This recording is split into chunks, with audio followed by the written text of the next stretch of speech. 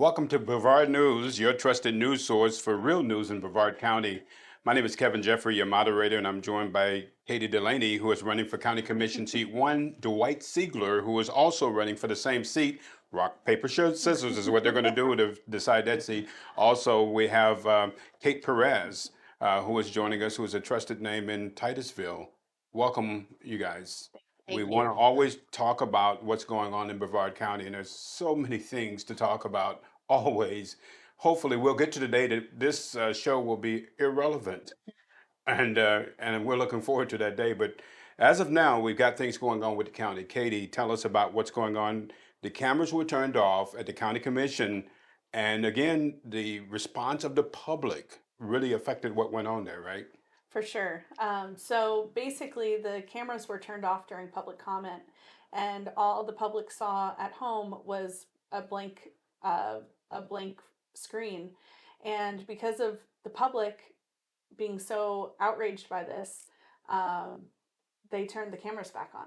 And it was a huge win for the people. And I just want to encourage the public, your voice matters. And when you stand together and stand firm on something, it makes a difference. So I'm just here encouraging you all to keep up the great work and stay engaged because we need you. So, as far as the government officials are concerned, it just seems that they have baked apathy into their equation. And so, I mean, it's just amazing that they would even make a decision to turn off the cameras at an open government meeting. I mean, is this not crazy or what? For sure. It's really retaliation against the people. That's what it is. The government officials, they are retaliating against the people. The next thing that happens also here is Rita Pritchard wants term limits for certain offices in Brevard County. Yes, she's actually proposing for our constitutional officers to have term limits. And the reason why those offices did not have term limits is because you need some institutional knowledge to do those jobs, like the supervisor of elections, the clerk of courts, the property appraiser. You can't just go into that job with no experience. You have to have knowledge of those jobs to be able to lead them. And while I am in favor of term limits, um, these positions were set aside for a reason. And she basically is using the excuse that the public was for term limits during our county charter review commission meetings. Yet, what we were advocating against was Robin Fisher, her appointee to that review, tried to make county commissioners' term limits go from 8 years to 12 years, and so the people didn't want that. They didn't want to extend the term limits. Um, so she's wrong in her premise that the people wanted that. So I hope that people show up and talk about this because it'll really hurt our systems that we have in place as far as the way that our county works if we don't have uh,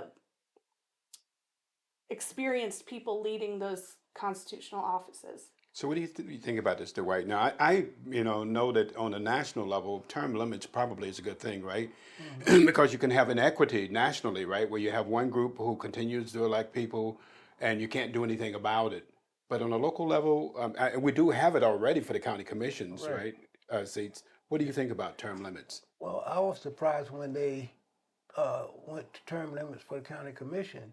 Like Katie was saying, the experience there, we had Truman Scarborough that was there for quite a while, and everything seemed to be working smoothly at that time. The communities was able to get in, talk with him. He was coming out to community meetings, and when they went to this term limit, was about the time when Robin Fisher came in, and There's that name again. and then Just keeps yeah, coming up. Yeah. well, when that's when the cartel came in, and they built it up to now where they're trying to control everything, and there's a reason behind this. What she's talking, Katie's saying now, is because he has to have something to do with that because that's his choice for county commission seat at that time, and they've got a week person that they're pushing now, Robert Jordan. Either one of us could beat him. Kate, what do you think about this term limits? I agree that these two cases are different. There are certainly some jobs where the learning curve is very steep and experience really matters. And if you have someone who is not corrupt, who is growing in the job and then very good at the job, but I'm going to use the example of Misty Belford. She was the head of the school board for so long. She knew that budget inside and out. We unfortunately traded her for someone who said at the NAACP forum where I was there as a candidate, I don't know anything about the school budget. I thought I would learn on the job. That's bad news for the teachers, for the staff. Learn on the job. I mean, that's not.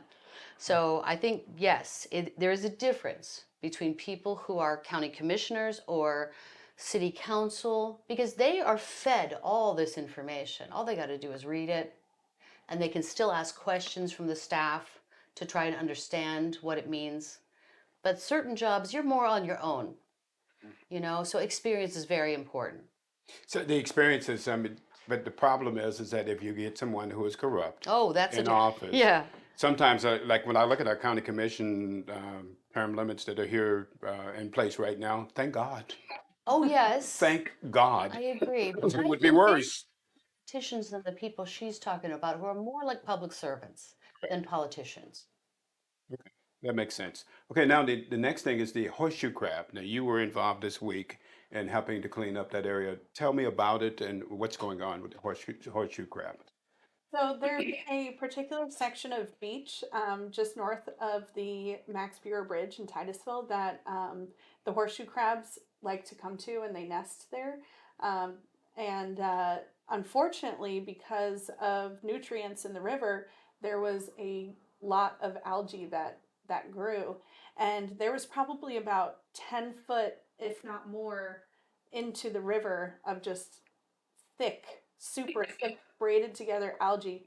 And I joined a few local volunteers and we cleaned it up, and it looks incredible. So if anybody wants to go check it out, the water is so beautiful in this area that we cleaned up. Um, and now the crabs can come in, and what was happening before is they were getting stuck in the algae and dying, so they couldn't get to their nesting stations. Unfortunately, we found a lot of dead horseshoe crabs and other creatures that got stuck in that algae. And so, um, I'm definitely one of those people that I'm not just going to sit around and complain about a problem. I'm going to get my hands dirty and fix it. So one question, why is the city not involved in this? I I mean, there's a lot of money that the city's spending money on a lot of different things. can tell you Why? one Go ahead, thing Kate. from going to city Good. council meetings for years. So many of us have spoken out about this for years. That area along the Max Brewer Bridge, it's called Parish Park, okay? That's the area we're talking about, and also part of Gator Creek. And it's very unique because of the orientation of the causeway. So it's like one of the most important on the east coast of Florida spawning areas for horseshoe crabs. Many people don't realize horseshoe crab blood is still used whenever they implant something in you, when they give you an IV. It's very, very like crazy more sensitive to like infectious material than our own. And so there is no synthetic. So if we lose our populations, we're basically putting ourselves in tremendous danger. Okay? But there is a video on my YouTube channel about a meeting that happened in the past where one of the county commissioners and some of their cronies got a grant and they want to pave it and hard armor the shoreline, So which that would was an issue make the here. horseshoe crabs not be able to spawn. But there was an issue here like a couple of years ago, right? So they put the fence up, right? And my wife and I, we walked down that pathway. Right. It looks like a mess Yes. right there. And it's been up for like, what, a year or two? And no work has been done other than the sand that they brought in. So what's going on with this? Well, there's still a fight to pave it. hard Why? armor Why? because a politician got a grant and wants to spend that grant money and take credit for the beautification of. But that was a natural beach that many of the citizens I, of I'm Titusville not used, right, disagreeing Dwight? with you, Yes. and the windsurfers loved it. I mean, it was, yes, we were all using it. It did need some sand replenishment. I know Laura Lee in particular, Laura Lee Thompson showed them a certain design of sort of something. It's a seawall, but it's like different parts that break up the waves There were going other out. answers for it, right? Yes, there's a Dwight, lot. do you want to chime in? Well, I've been here 66 years. Um, and like you said, that's an area where people used to frequent very often. Um, I believe that it should stay like it is, all natural. And the piles of dirt that you see there now, they're just waiting for me to be the commissioner to stop them. You got it in there, didn't you, One Dwight? thing you You should know slid it in. Go ahead, Kate. zoning is that they were able to get a 0 feet setback, which our planning and zoning does not allow, but they got that variance for 0 setback. Dwight, You know, Scott, go ahead. you said something. You asked the question, asked her why was the city not involved with the cleanup? You asked Kate that. Um, that's a tough question to ask. Why is the city not involved in cleanup when we're talking about the Indian River? Because they are the ones who have the Indian River in the condition that it's in, Exactly. and no one wants to talk about that these pipes are still running in from the lift stations down into the water, out into the river, and they're pumping raw sewage into the river, and they call it a spill. Every now and then you hear about this 800,000 gallons. It's not in the neighborhood. It's not in the sky. It's in the water, Well, the real and problem they're with that, putting it there intentionally. the real problem with that is you've had politicians. This has been going on for years, right? Yeah. So that this must be a problem that's systemic, right? So there's been money thrown at it. There's been all kinds of things that have been thrown at it, and yet the problem is still in existence. Why? It's saving money. When they got caught years ago by the EPA and fined, I think, $100 million, and they raised the rates on the water bills, which is part of the sewage part. And then when the feds dropped that fine, They kept the they rates high. kept the rates up. Titusville really And has now, some of the highest Very water high. rates in anywhere in the big, country. Very high. and then you built any new sewage plants. You haven't expanded the sewage plants that you have. But everywhere you look, there's hotels, condos, apartments, subdivisions. Each one of those have at least 2 toilets and they're flushing. If you're already behind having a problem with sewage and you're not expanding, how are you going to handle that much more? So there's a fine, I think it's $10,000 if you're caught dumping into the river. You self-fine yourself. You report yourself. It's only $10,000. How much does it cost to build a plant and to staff it? So they continue to do it that way. It's a whole lot cheaper. Oh yeah. A lot can happen when the people are not paying attention. Now you have issues in Scottsmore as well as far as water issues that are happening in Scottsmore and some of the contamination in the wells Yes. in Scottsmore. Yes, Scottsmore was a part of the orange groves, which the canker, not the canker, but the Brazilian pepper bushes greening. choked out the orange trees, so we don't have any orange groves like we had before. During that time, they stored these bags of pesticides, herbicides, and they leaked, and then they sprayed these groves all the time, and all of that contamination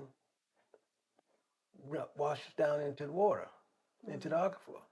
So we're having problems with that water. People are leaving Scottsmore to go into North Mims to buy bottled water at a little machine at a place called the Ice House.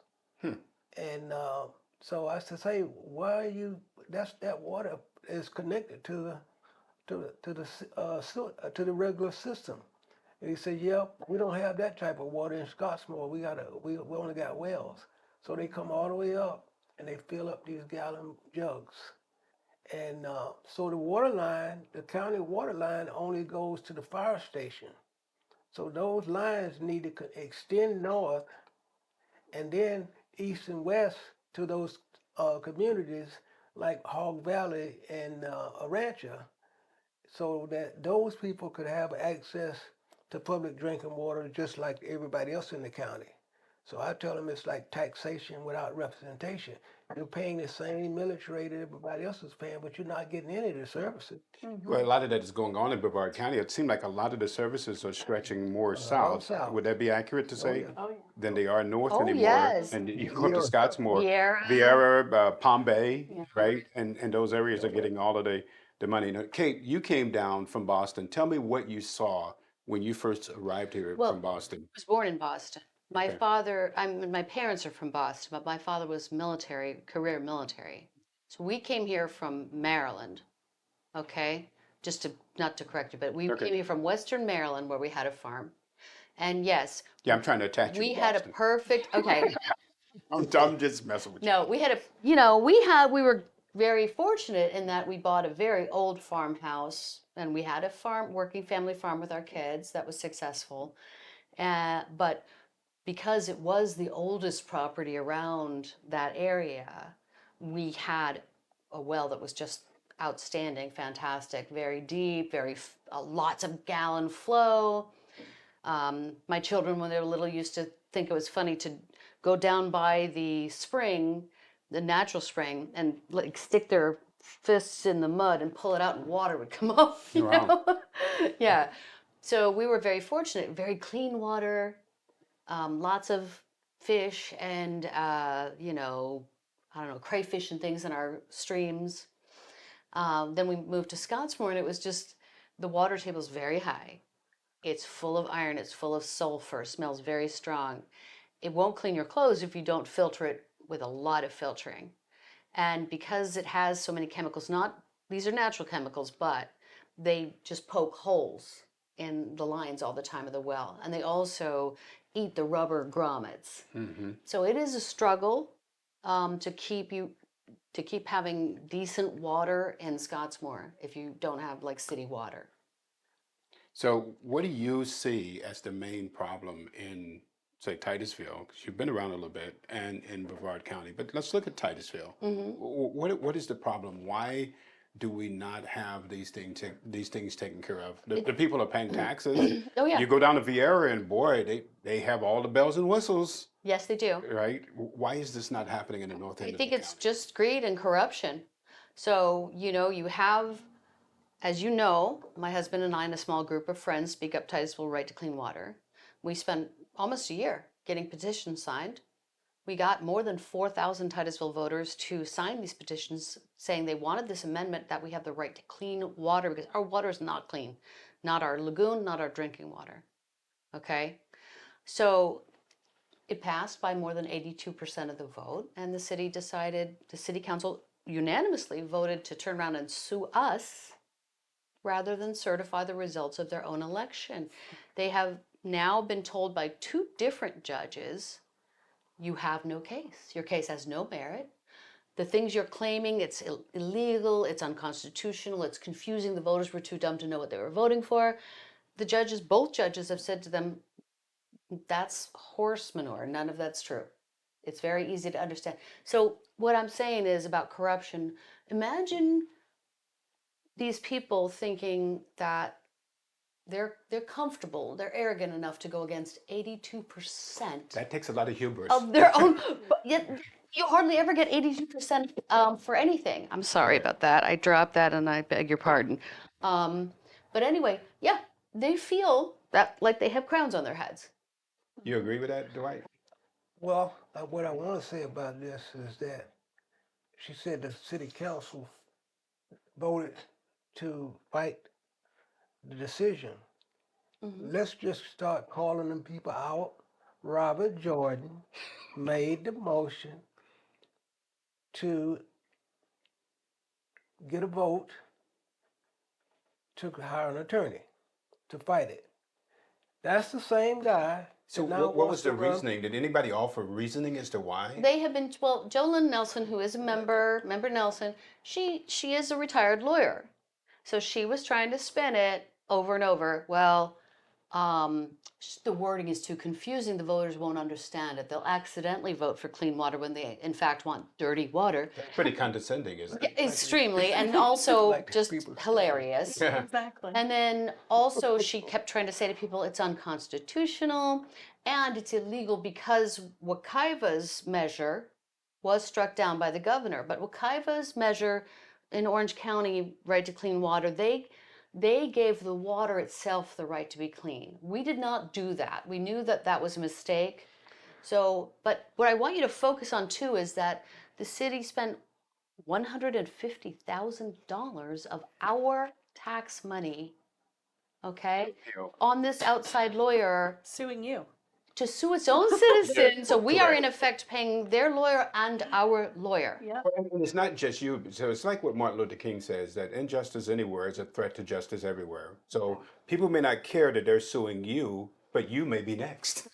Right? If they set the Right. precedent that they can sue Any its own citizen- citizens who will stand up against them, then you could be That's what I'm next. saying. And, Correct. and to get here, they're suing us because we followed the legal process to get this amendment on the ballot.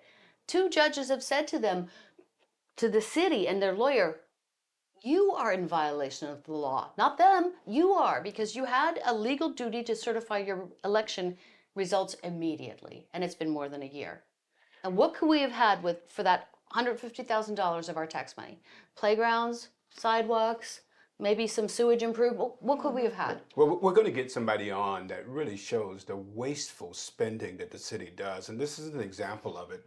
I mean, you have they had a committee that actually was determining the kind of habitation that went along the river. Yes, I was involved Right, in a that. committee that actually did that, and then they went out and they hired a third source Kimberly Horn. to pay them to do the very thing that the Citizens Advisory Right, Committee and the people you're was talking about tasked are the with. Titusville Environmental Council. My husband's on there, plus the tree team, and we're both on the tree team as Okay. well. These people made a very careful study and list of native plants.